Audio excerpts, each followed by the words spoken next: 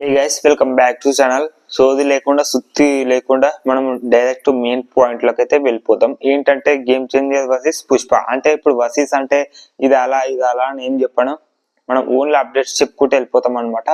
First of all మనం మాట్లాడుకోవాల్సింది ఏంటంటే Pushpa two movie అయితే ఇప్పుడు ప్రస్తుతానికి అయితే షూటింగ్ కంప్లీట్ చేసుకొని సెన్సార్ డాక్ కూడా బయటకు వచ్చింది. సర్టిఫికేట్ కూడా యూబీఐ సర్టిఫికేట్ అయితే ఇవ్వడం జరిగింది.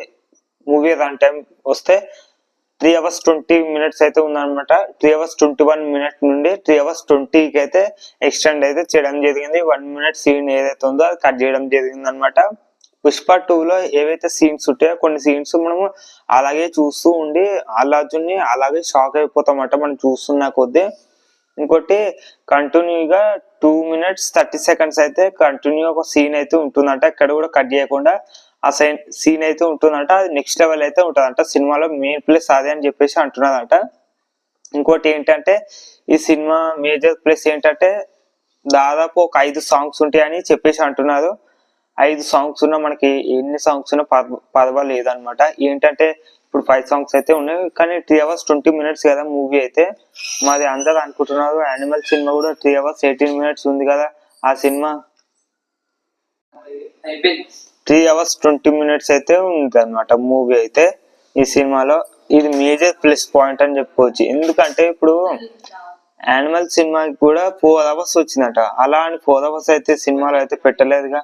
ఎందుకంటే కొంచెం సీన్స్ ఏవైతే ఉంటాయో అవి కట్ చేసి 3 hours 80 minutes అయితే పెట్టడం జరిగింది యానిమల్ సినిమాకి. కానీ పుష్ప 2కి అలా కాదు, 3 hours 21 minutes నుంచి 20 minutes కి అయితే ఉందన్నమాట పుష్ప మూవీ అయితే.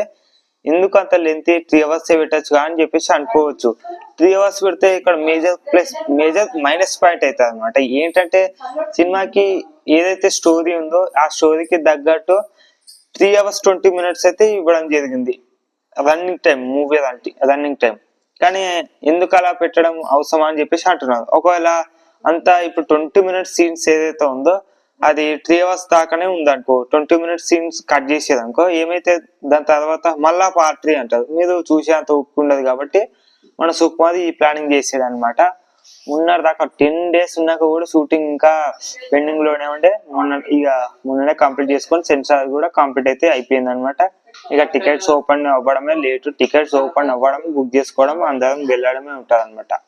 ఇక మనం గేమ్ చేంజర్ విషయానికి వస్తే కనుక గేమ్ చేంజర్ అయితే యూఎస్ఏలో ఫస్ట్ ప్రెస్ మీట్ అయితే పెట్టబోతున్నారు. అంటే ఇండియాలో అయితే కామన్ గా పెడతారు, కానీ ప్రెస్ మీట్ అయితే ఏకంగా యూఎస్ఏ అయితే పెట్టడం జరుగుతుంది. అంటే ఫస్ట్ ఫిలిం అని చెప్పుకోవచ్చు. కానీ ఈ ఫిలిం ని కాపీ కొట్టి డాకు మహారాజా మూవీ టీం వాళ్ళు కూడా సేమ్ అదే ప్లానింగ్ చేసి యూఎస్ఏలో మళ్ళీ ప్రెస్ మీట్ పెడదామని చెప్పేసి వాళ్ళు కూడా ఒక బ్యానర్ అయితే క్రియేట్ చేసి పోస్టర్ అనేది రిలీజ్ అయితే చేశారు.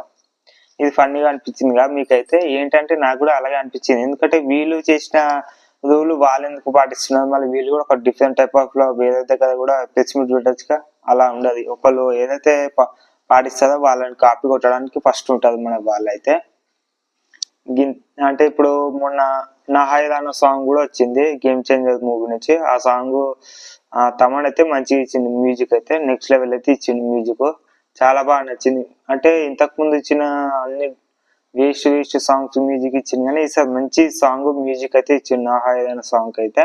మొన్న బీటీఎస్ లో కూడా వాళ్ళ ఏవైతే ఉంటాయో వాళ్ళ అన్ని చెప్పడం జరిగింది. నిన్న ఫుల్ సాంగ్ కూడా వచ్చింది. మళ్ళీ చాలా బాగుంది. ఇందులోనే రివ్యూ చేస్తున్నా, మళ్ళీ సపరేట్ ఇవ్వాల్సిన అవసరం లేదు, టైం వేస్ట్ అనవసరంగా.